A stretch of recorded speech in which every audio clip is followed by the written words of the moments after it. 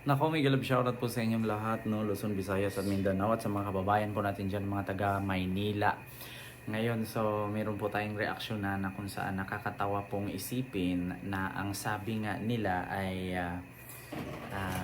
ano daw, nagsalita daw ang asawa ng kasalukuyang mayor ng Maynila na walang iba kundi si Mr. Lacuna. At sabi pa nga niya dito na kung saan daw, kung sakali na bigyan pa ng isang pagkakataon ang kanyang asawa na si Mayora Hani Lacuna, ay talaga namang napakaswerte daw po talaga ng taga Maynila kapag manalo pa rin, no? 'Di ba? Or pangalawang pagkakataong manalo itong si Mayor Lacuna. Para sa akin, may tanong ko lang, saan po banda yung maswerte? 'Di ba? Kasi kung tanungin natin yung mga senior citizen, oy, ako po nananawagan sa mga senior citizen dyan, maswerte po ba kayo kung magiging mayor ulit si Lacuna? Matanong ko lang, mga senior citizen dyan, kasi actually, di ba, meron tayong sinasabi na kapag ikaw senior, kapag ikaw nanay, ikaw tatay, ikaw yung magiging modelo ng pamilya para sa ikakaunlad at ikakaganda ng samahan ng pamilya. So, syempre, unahin nating tanungin ay yung mga senior citizen. Kasi yung mga senior citizen, yan po yung mga lolo, mga lola na kung saan sila po yung unang nag-aruga, no, sa first generation to second generation until third generation. So tatanungin po natin kasi sila po yung mas maraming experience at sila po yung mas nakakaalam kung ano po yung dapat or ano po yung tama at ano po yung mali. So ngayon, kung sakali ba mga lolo at lola dyan, yung mga senior citizen, kung sakali bang manalo ulit si Mayor Hani Lacuna, swerte po ba ang Maynila? Kayo po ang dapat mag-comment dyan sa comment section ng ating vlog kung talagang swerte po, kasi kayo po yung nakakaalam para po sa ikakaunlad, no, ng bayan at para po sa kinabukasan ng inyong mga anak at ng inyong mga apo, no, sa future, 'di ba? So, ito po mga kababayan, bago ko po hingiin yung sagot ng mga senior citizen dyan, ay nais ko lang pong ipanood sa inyo yung video na kung saan nagsalita po dito yung asawa ni Mayora Hani Lacuna. Kayo na lang pong bahalang humusga sa kanyang sinasabi. Ito po, pakinggan nyo po. Po sa second term na pagtakbo ni Mayor Hani po.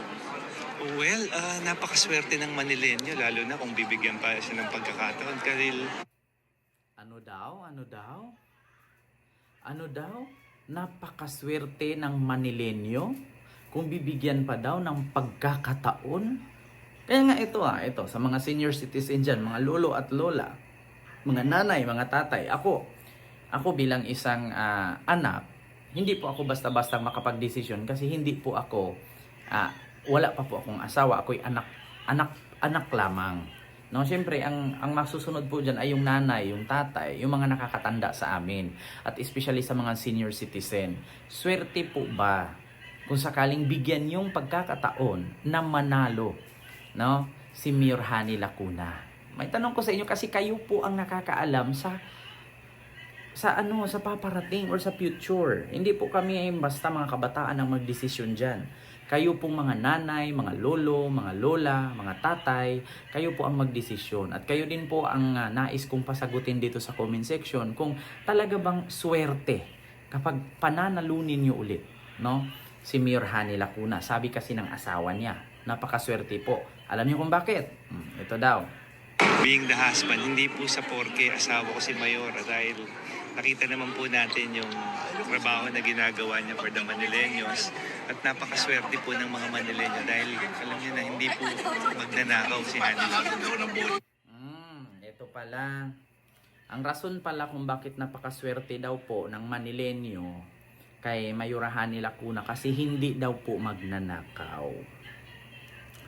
Actually, wala naman akong sinabing nagnakaw sila. Wala din naman tayong nakita na may ninakaw. Pero may tanong ko lang. Hindi ka nga nagnakaw. Wala kang ginawang masama. Ang problema, sana naintindihan niyo yung sinasabing public servant. Hindi naman porket public servant ka ay yun na yung basihan at yun na yung dahilan kung bakit iboto ka ng mga nanay, mga tatay, mga lolo, mga lola, ate, kuya, no? Para yun yung gawing basihan para bigyan ka ng pangalawang pagkakataon para maging mayor at maging swerte ang Maynila. Hindi po. Kasi nga, meron tayong sinasabi na public servant. So, pag sinabi nating public servant, magserbisyo ka sa publiko. Or public servant means magserbisyo sa publiko. Diba? Yun po ang ibig sabihin ng public servant. Magserbisyo sa publiko or magserbisyo sa taong bayan. Hindi naman dun basihan na hindi ka magnanakaw, wala kang kinuha sa kaban ng Maynila o sa treasurer ng pondo ng City Hall. Hindi po yun yung basihan. Ang basihan kasi diyan, Doc Lacuna or Mr. Lacuna, ang basihan kasi diyan yung gawa. 'Di ba? Yung gawa. Kasi anin mo, mayor ka nga, hindi ka magnanakaw. Ang problema, public servant ka. 'Di ba siguro naman nung bago ka naging public servant or bago yung asawa mo naging mayor, 'di ba meron siyang pinanumpaan? Ako si Hani Lacuna bilang isang public servant, taus-puso ko po natanggapin ang titulong ito bilang alkalde ng Maynila na magserbisyong tapat at bilang modelo or bilang ina ng bayan, ako po'y magserbisyo sa taong bayan at sa Manilenyo. So, doon na yung word na code of conduct, code of ethics na sinumpaan mo doon na magserbisyo. So ang tanong ngayon, hindi ka nagnakaw, walang kinuhang pera sa kaban ng Maynila. Ang problema ngayon ang tanong ngayon, ano ba ang kanyang nagawa? Di ba? Ano ba ang kanyang nagawa? Para iboto siya ng tao. Kasi sa ngayon, hindi basihan yung papogi ka lang.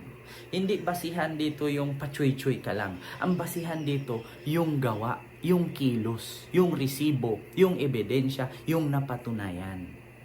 Hindi mo dito pwedeng idaan-daan, hindi po pwedeng parang si Robin Padilla lang Porkit magaling pag-action sa movie, porkit artista, magiging number 1 senador ka. Pero nung nanalo ka pagiging senador, wala ka namang kwenta.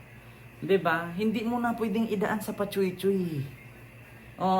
So kung ganun lang din pala ang basihan na swerte ang Maynila kasi hindi magnanakaw ang mayor, pwede na din pala akong tumakbo pagka mayor. Bakit? Hindi naman ako nagnakaw At pangalawa, mabait ako. Gwapo ako, choy-choy ako. So ganun din pala ang basihan para manalo. Hindi. Ang basihan doon, hindi ka nagnakaw, pero dapat meron kang gawa. Aanhin mo hindi mo pwedeng ilagay sa plataforma mo yan. Ako si Hani Lacuna, hindi magnanakaw. Tapos tanungin ng taong bayan, hindi ka nga nagnakaw. Ang problema, paano mo solusyonan yung traffic sa Maynila? Ang sagot mo, kaya po nating solusyonan yan. Bakit? Kasi hindi po ako magnanakaw. Pangalawa, kaya nating solusyonan yung dumi ng mga estero sa Maynila. Oo, kayang-kaya. Bakit? Hindi po ako magnanakaw. So, paano mo solusyonan yung dumi, yung barado na kanal, yung traffic, yung pag-unlad ng bayan ng Maynila, kung ang sagot mo'y palagi, hindi ako magnanakaw. Hindi po yun pwede gawing basihan.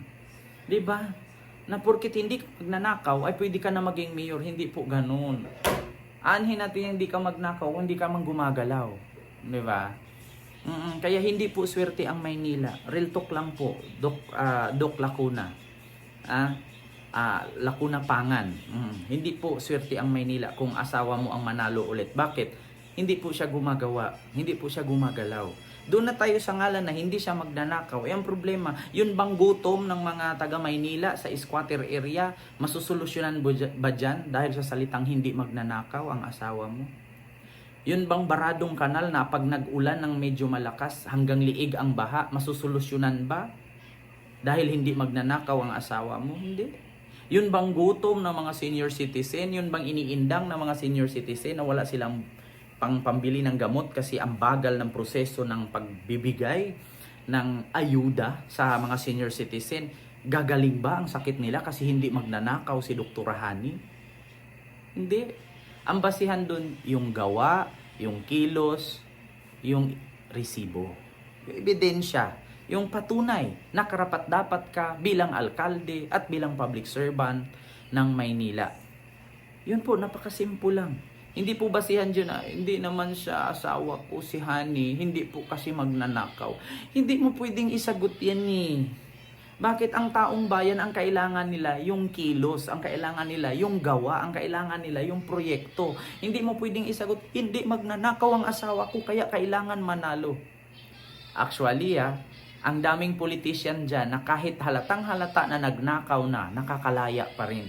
Ang daming politician dyan na kahit alam mo ng buwaya, katulad ni Abante, pastor lang naman, magulat ka, milyones ang halaga ng mga ari-arian. Ang tanong, magkano lang ang sinasahod ng kongresista? Pero bakit yung kanyang sinasahod ay mas malaki pa ang kanyang mga kagamitan na halaga kaysa sinasahod niya? Diba? Hindi ako nagsabing magnanakaw si Abante. Diba? So dahil ba sa ganun na paraan, magiging alkalde na agad kasi hindi magnanakaw? You're wrong and I'm right. So yun naman po mga kababayan. Maraming salamat po. Hindi ko na po masyadong pahabaan. Actually, napanood nyo na po ito. Ito'y komento ko lang po. Ito'y reaction ko lang po. Kayo na din po ang bahalang humusga. Inay, thank you. God first.